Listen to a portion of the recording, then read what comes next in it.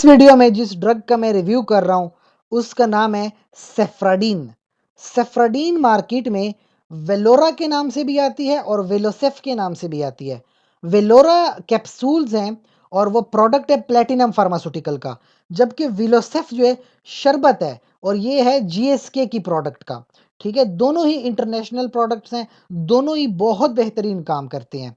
देखिए, ये जो सेफ्राडीन है ये एक एंटीबायोटिक है और एंटीबायोटिक ये सेफेलोस्पोरिन क्लास से बिलोंग करती है और ये इस तरह से काम करती है, जो बैक्टीरिया होता है उसकी एक सेल वॉल होती है ना, तो ये जो मेडिसिन है सेफ्राडीन, ये उस सेल वॉल को तोड़ देता है। अब जब सेल वॉल टूट जाती है तो बैक्टीरिया का जितना इंटरनल मटेरियल है वो सारा का सारा लीक आउट हो जाता है, बैक्टीरिया मर जाता है। ऐसे इन्फेक्शंस हैं बैक्टीरिया के, जैसे सिस्टाइटिस, ब्लेडर का इन्फेक्शन। अभी ब्लेडर का इन्फेक्शन है, अनकॉम्प्लिकेटेड है, 500 मिलीग्राम की टैबलेट दिन में 2 बार इस्तेमाल कर लो। अगर कॉम्प्लिकेटेड है, 500 मिलीग्राम दिन में 4 बार इस्तेमाल कर लो।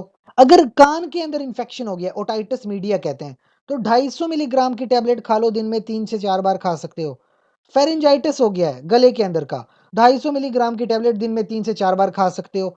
अपर रेस्पिरेटरी ट्रैक इन्फेक्शन है, 250 मिलीग्राम की टैबलेट दिन में 2 से 3 बार, 3 से 4 बार ले सकते हो। मुख्तलिफ तरह के बैक्टीरियल इन्फेक्शन है जिन पे ये काम करती है। बस एक बात याद रखें, कभी कभी मेडिसिन से डायरिया हो जाता है, ये कॉमन है। और कभी कभी लोगों को थोड़ा बहुत बुखार हो जाता है या चेस्ट टाइटनेस होती है, कभी कभी जो है स्किन थोड़ी येलो पेल सी हो जाती है, यूरिन थोड़ा डार्क हो जाता है, और अगर किसी को एलर्जी है तो स्किन रैश हो सकता है और ब्रूजिंग हो सकती है, तो इस मेडिसिन को रोक देना चाहिए। और कभी-कभी तो इसकी वजह से कहीं न कहीं जॉन्डिस भी जो है रिपोर्ट हुआ है।